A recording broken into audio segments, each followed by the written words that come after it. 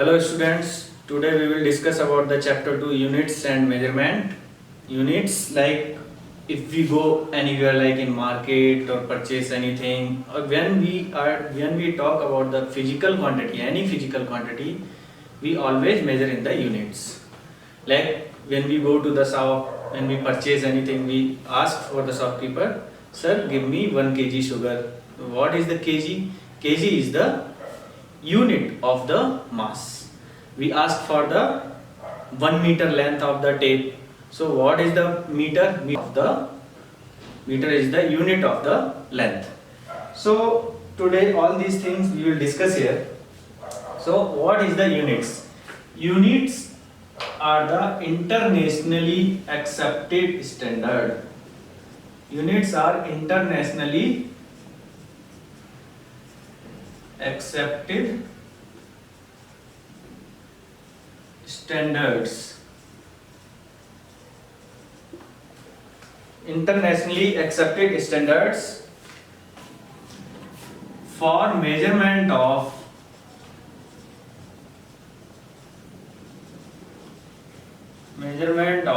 any physical quantity. Measurement of any physical quantity. So what is the units? Units are the internationally accepted standards for measurements of the any physical quantity. So there are systems. See, for measuring the any physical quantity, various countries, different countries, they have the different systems. Like some countries, they follow the CGS system. So there are systems. I will talk about here systems. What are the systems they follow different countries? CGS system,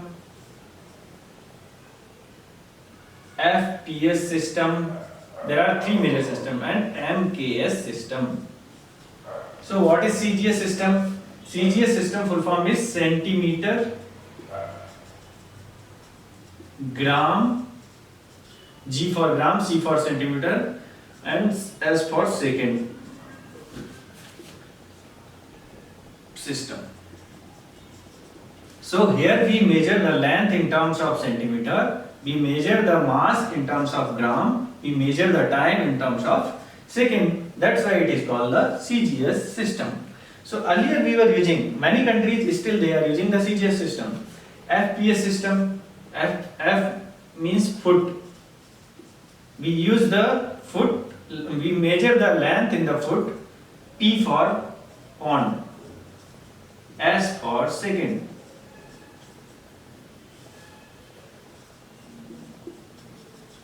See, this some countries they follow FPS system. They measure the length in the foot, they measure the mass in the pound, they measure the time in the second. Still somewhere, if you remember, now also we measure somewhere in the length in the foot. Like when we go for the purchase of the land, they talk about the square foot. And have you gone for purchase of the wool? ऊन को purchase करने के लिए हम गए, they talk about the pound, how many pounds wool you need, correct, and time is in second. Now second is the MKS. MKS meter, M for meter, K for kilogram, S for second. So here we will talk about one more internationally accepted standard is the SI unit. SI systems.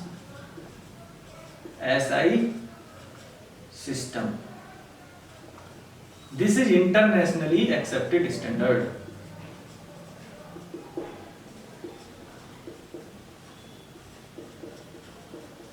And mostly all of the countries they follow this SI system. Many of the countries we can say. This is internationally accepted standards. What is the full form? System international. S for system, I for international.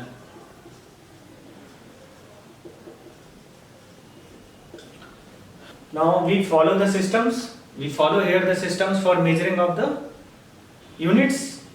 There are two types of units. there are two types of units. One is the fundamental units and the second is the derived units. We will talk about here units now. What are the units? Fundamental units,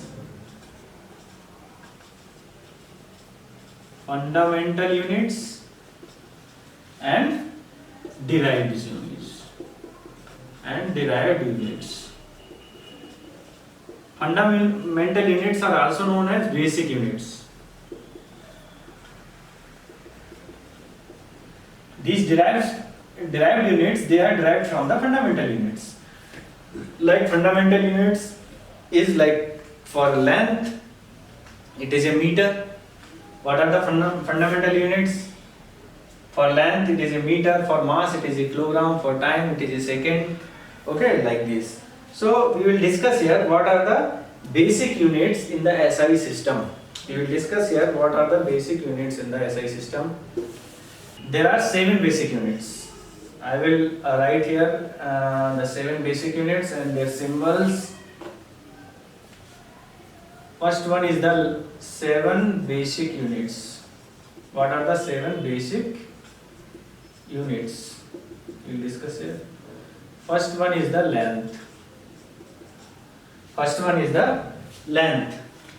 It is measured in the,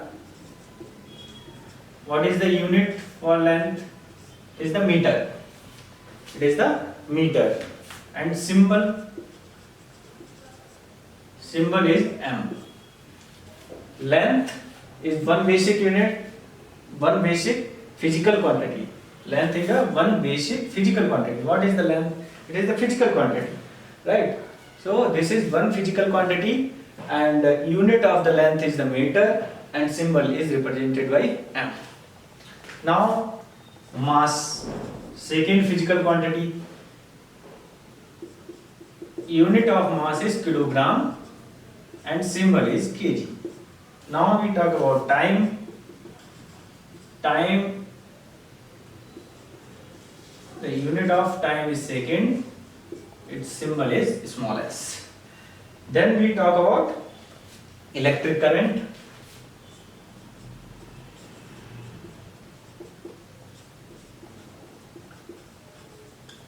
Electric current, ampere.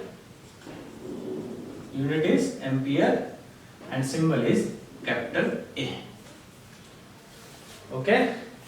Then temperature.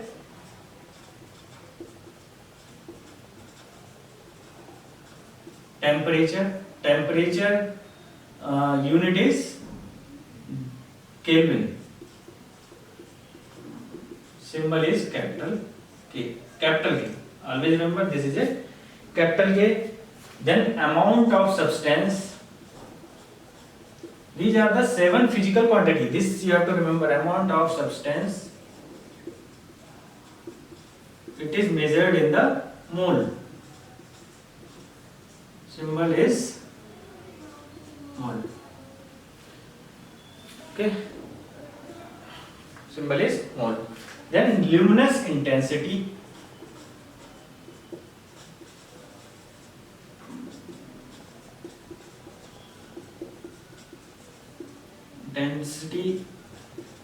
Unit is candela. Symbol is CD. So see, length we know. What is the length? What is mass? What is time? Electric current also. It flows in the whatever electric wires. That is the electric current. How we measure in the terms of ampere. Temperature also we know. Temperature is the measure of the heat, like a measurement for the heat. So this temperature unit is Kelvin. Amount of substance. See this term you will study. You will read in the chemistry. You will study in the chemistry. क्या होती है amount of substance? That you will read. इसका measurement क्या है? We talk about 1 gram mole of carbon, 1 gram mole of nitrogen. Like that you will read about the amount of substance. Then luminous intensity and their symbols also you should remember. Now what I was talking about the derived units. Like if I take an example of velocity. Velocity is also a physical quantity. What is the formula for velocity? Displacement upon time. See, displacement is what? Length. This is physical quantity is length. So I will write here length. For length I will write meter. Meter. For time I will write here second. Second. So the unit of velocity will be meter per second. Meter symbol is m, second symbol is s. So the unit of velocity will be meter per second. So this is the derived unit. It is derived from where? It is derived from the 7 basic units, 7 fundamental units. And these 7 fundamental units, there are 2 more units. वो 2 more units क्या होती हैं? For the measurement of angle. For the measurement of angle, there is d theta. How we measure the angle? D theta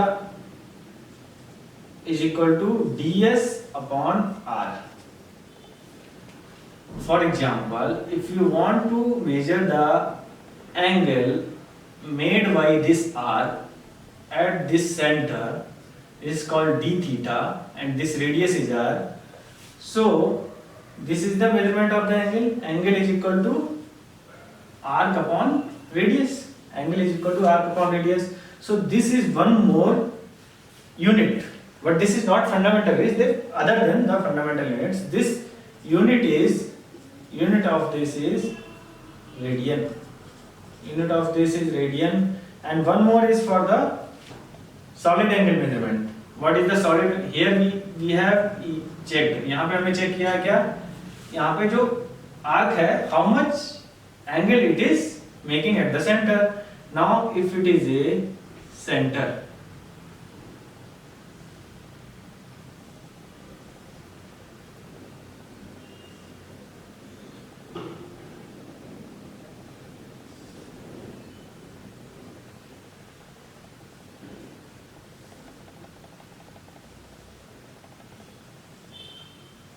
this you consider this is the sphere, part of a sphere which is making one angle here, which is making one angle. You can represent by d omega. This is solid angle, so this is represented by dA. dA is the surface area. You can say surface area upon radius. Surface area upon radius. What is this surface area actually? ये consider करिए, ये area जो है ये किसी wall का, surface का छोटा सा पार्ट है जो कि सेंटर पे कुछ एंगल बना रहा है.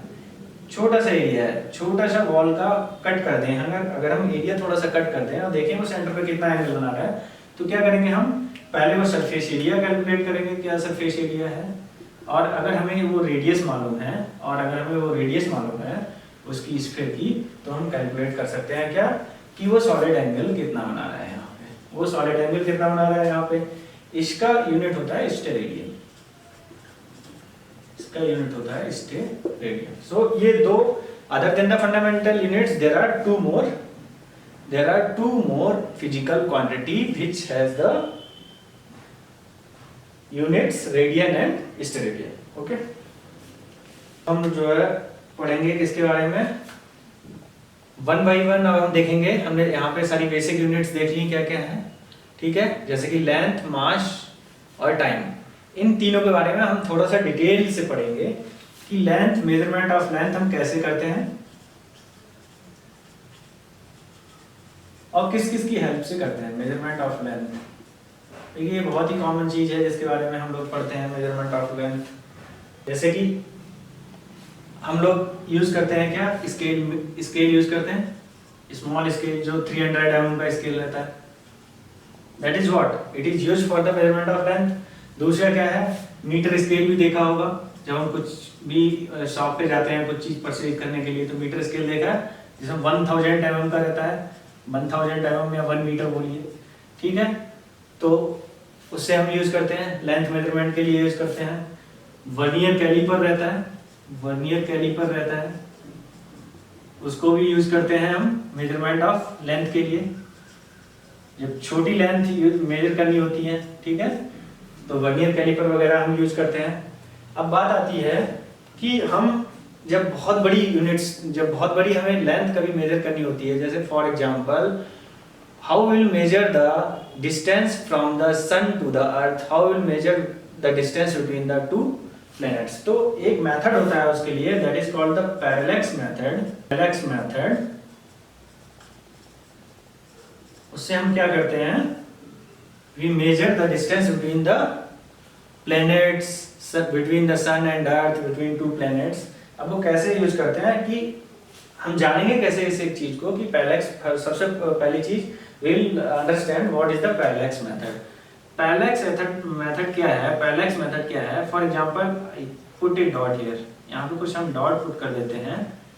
क्या होता है, मैंने एक यहाँ पे पॉइंट बनाया हुआ है, मैं एक पेन लेता हूँ, पेन पेंसिल लेता हूँ, जो भी है, मैं इसको जस्ट इसके सेंटर में रखूंगा, सेम लाइन में, लेफ्ट आई को क्लोज रखता हूँ और राइट आई से देखूंगा तो मुझे एकदम सेम लाइन में रखेंगे, सेम लाइन में दिख रहा है। अभी मैंने पॉइंट को और पेंसिल को एकदम स्ट्रेट लाइन में रखा हुआ है, राइट आई से देख रहा हूँ, ठीक है। अब मैं क्या करता हूँ, और मैंने लेफ्ट आई को क्लोज रखा हुआ है, अब मैं क्या करूंगा, अब मैं लेफ्ट आई को ओपन करूंगा और राइट आई को क्लोज करूंगा, तो मुझे क्या दिखता है कि ये पेंसिल उस पॉइंट के रिस्पेक्ट में राइट साइड शिफ्ट हो गई, ये पेंसिल जो है राइट साइड में शिफ्ट हो गई, लेकिन एक्चुअल में ये चेंज नहीं हुई, एक्चुअल में ये इसकी पोजीशन चेंज नहीं हुई, ये वही थी, लेकिन अब मुझे ये पेंसिल यहाँ पे दिख रही है।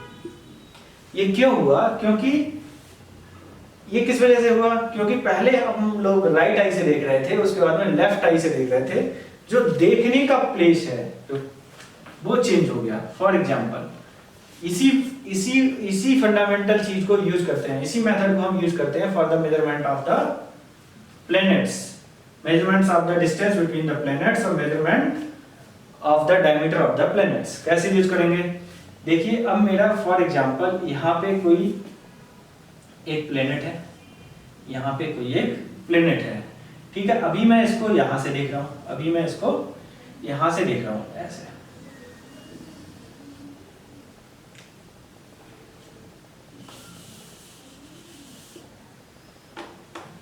एग्जाम्पल यहाँ पे कोई एक प्लेनेट है और मैं यहाँ से देख रहा हूँ, किसी एक पॉइंट ए से देख रहा हूँ, ठीक है। और ये डिस्टेंस मान लो कैपिटल डी है, जो मुझे फाइंड आउट करनी है। फॉर एग्जांपल मैं अर्थ से देख रहा हूँ इस दूसरे प्लेनेट को, ये डिस्टेंस डी है। अब मैं क्या करूंगा, सेम लाइन में इधर जाता हूँ कहीं पे और दूसरे पॉइंट से देखूंगा, point B, we can say, I will say this is the point B, और यहां से अब मैं चेक करूंगा, ठीक है, ये पॉइंट बी है। अब मैं यहां से अब चेक करूंगा, ये same distance D, same distance क्या है, डी है। और मान लिया पहले मैं इस पोजीशन से चेक कर रहा था, अब मैं इस पोजीशन से चेक कर रहा हूं, इसको मान लीजिए स्मॉल बी, इसको मान लीजिए स्मॉल बी डिस्टेंस, इसको पॉइंट ए और बी की जो डिस्टेंस है उसको बी मान लीजिए, और ये एंगल मान लीजिए क्या है, थीटा, ठीक है। ये एंगल क्या मान लीजिए, थीटा मान लीजिए। इसको पैरेलैक्स एंगल बोलते हैं, क्या बोलते हैं, पैरेलैक्स एंगल, ठीक है, इसको पैरेलैक्स एंगल बोलते हैं। अब हमने फार्मूला पढ़ा है किसका, एक पढ़ा था एंगल इज इक्वल टू क्या होता है, arc upon radius, angle is equal to arc upon radius. देखिए अब इसमें एक्चुअल में तो ये ट्रायंगल बन रहा है, रियलिटी में दिस इज ए ट्रायंगल, लेकिन हम इसमें फार्मूला लगाएंगे ये वाला। कैसे लगाएंगे, क्या है, जब डिस्टेंस बहुत ज्यादा लार्ज हो जाती है, जैसे कि अब मैं एक एग्जांपल देता हूँ सिंपल। पहले मैंने एक छोटा सर्कल बनाया और ये ऐसे करके लाइन खींच दी मैंने, सेंटर बना दिया उस सर्कल का, ठीक है। अब मैं एक बड़ा सर्कल बनाऊंगा, एक और बड़ा सर्कल बनाऊंगा इसके ऊपर, एक और बड़ा सर्कल बनाऊंगा इसके ऊपर, एक और बड़ा सर्कल बनाऊंगा इसके ऊपर। देखिए क्या है, यहां से मैं एक्सप्लेन क्या करना चाहता हूं। और मैं देखता हूं एक लाइन यहां से डालूंगा, इस सेंटर से एक लाइन यहां से डालूंगा इस तरह से, जो कि इस आर्क को कट करेगी कहीं पे, ठीक है।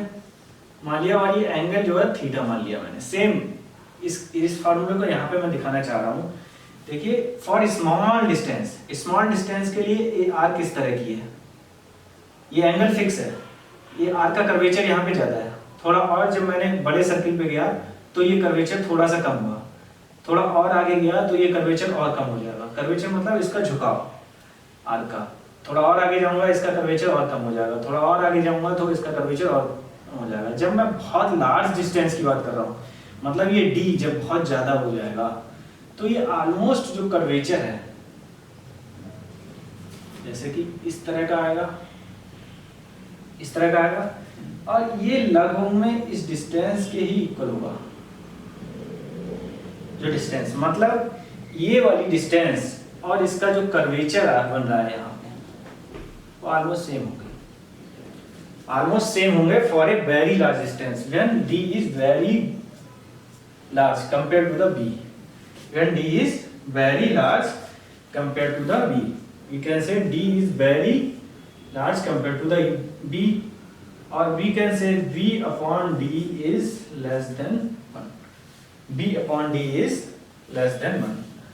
ओके, तो मैं ये फार्मूला लगा सकता हूँ, ठीक है। अदरवाइज देखने में तो ये ट्रायंगल है, बट ये फार्मूला लगाने के लिए मैंने क्या किया है, for a very large distance, for a very large distance capital D I can apply this formula, means theta is equal to arc, arc की जगह हम क्या है, आर्क, आर्क क्या है, आर्क की जगह क्या मालूम है, हम ले लेते हैं b अपॉन रेडियस, रेडियस मतलब क्या है d, कैपिटल D। तो अब मुझे थीटा एंगल ये मालूम होगा, ठीक है। b मालूम है क्योंकि मैं पहले यहाँ से देख रहा था इस चीज को, अब मैं यहाँ से देख रहा था, तो मुझे मालूम है इन दोनों के बीच की डिस्टेंस क्या है, तो मैं कैपिटल D निकाल सकता हूँ। कैपिटल D क्या मतलब b अपॉन थीटा। तो मैं कैपिटल D यहाँ से कैलकुलेट कर सकता हूँ कि distance between the earth and the other planet. What is capital D? Distance between the Earth and the other planet। तो ये है पैरेलैक्स मेथड। बहुत ध्यान से याद रखिए इस चीज को, क्यों हम ये एजम्पशन लेते हैं, ये दिस इज एजम्पशन, एक्चुअल में ये ट्रायंगल बन रहा है, लेकिन ये एजम्पशन लिया गया है, यहाँ पे माना गया है, क्योंकि फॉर वेरी लार्ज डिस्टेंस ये लगभग में थोड़ा बहुत डिफरेंस होगा, आर्क में और इसकी स्ट्रेट लाइन में बहुत कम डिफरेंस होगा, इसीलिए हम ये फार्मूला लगाते हैं, angle is equal to arc upon radius. तो हम इस तरह से जो है लार्ज डिस्टेंस कैलकुलेट करते हैं। इवन किसी, जैसे फॉर एग्जांपल किसी प्लेनेट का डायमीटर भी अगर कैलकुलेट करना हो, डायमीटर जैसे कोई प्लेनेट है, ये प्लेनेट है, इसका डायमीटर भी अगर कैलकुलेट करना है तो वो भी सेम वे में कैलकुलेट करिए। कैसे, इस तरह से उसमें फॉर्मूला लग जाएगा, ठीक है, ये थीटा एंगल हो जाएगा, तो वो भी हम कैलकुलेट कर सकते हैं, ठीक है। तो ये पैरेलैक्स मेथड हो गया। अब आती है how will measure the very small distance, for the measurement of small distance.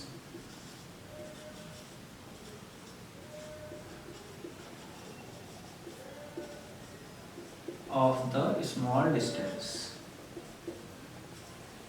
इसके लिए भी कुछ इंस्ट्रूमेंट होते हैं स्मॉल डिस्टेंस की को मेजर करने के लिए, जैसे कि how will measure the diameter of the nucleus inside the atom, how will measure the diameter of the electron, how will measure the size of the neutron, proton, all these things, how will measure। इसके लिए कुछ instrument रहते हैं।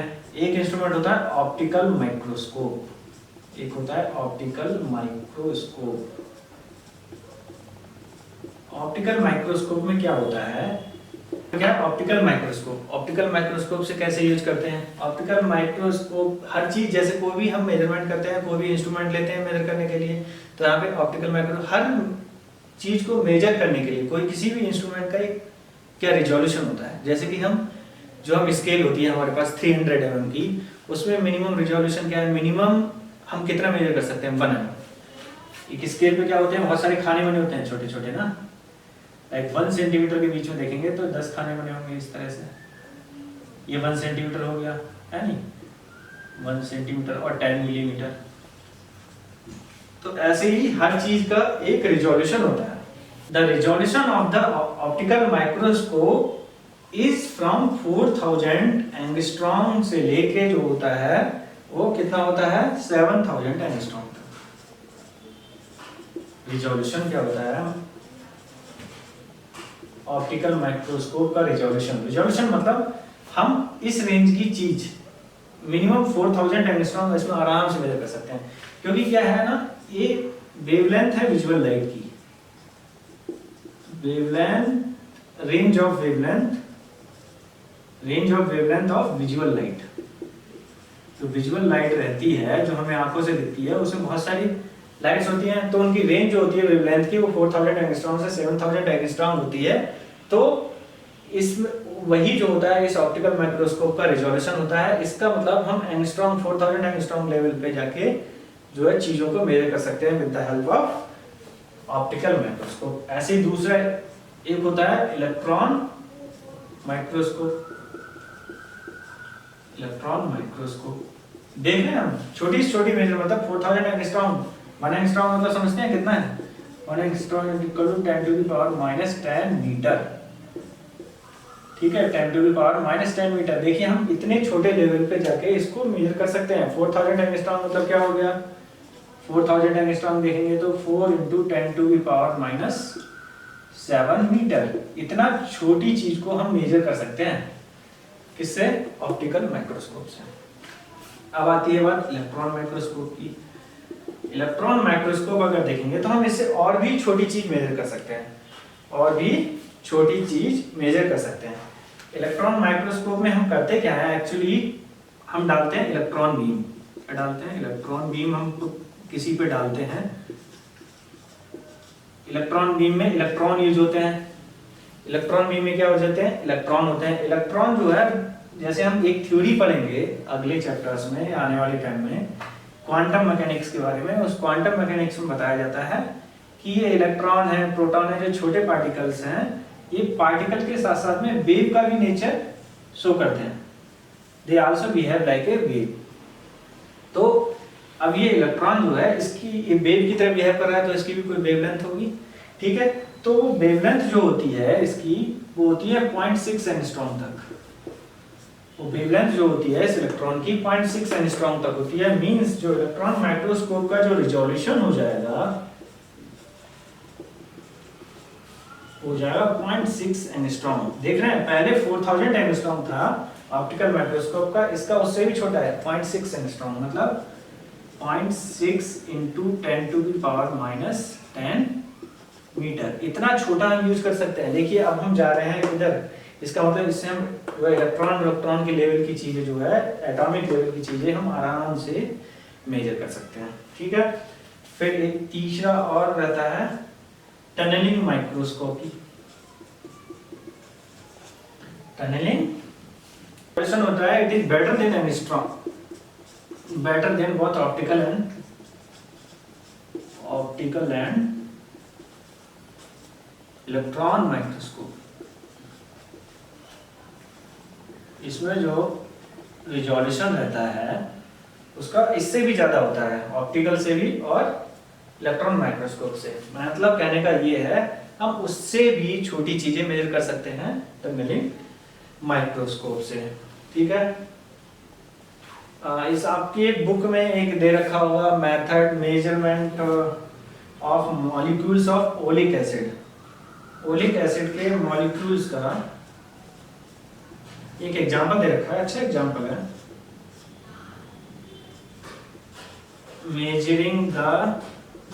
Measurement of the molecule size. Molecule size जो रहता है, oleic acid है, oleic acid के मॉलिक्यूल्स का मेजरमेंट कैसे करेंगे वो एक एग्जांपल दे रखा है आपके इसके बाद में। ठीक है, ऑप्टिकल माइक्रोस्कोप, इलेक्ट्रॉन माइक्रोस्कोप और टनलिंग माइक्रोस्कोप के बाद में जो है ये दे रखा है, इसको जरा देख लीजिए एक बार। ठीक है, तो ये हमने देख लिया, यहाँ पे हमने देख लिया कि हम किस तरह से स्मॉल लेंस और बिगर लेंस को मेजर कर सकते हैं। ठीक है, पैरेलैक्स मेथड बता दिया, और आपको माइक्रोस्कोप के बारे में यहाँ पे मैंने बता दिया कि जो है इन चीज़ों की हेल्प से कैसे मेजरमेंट करते हैं लेंथ का।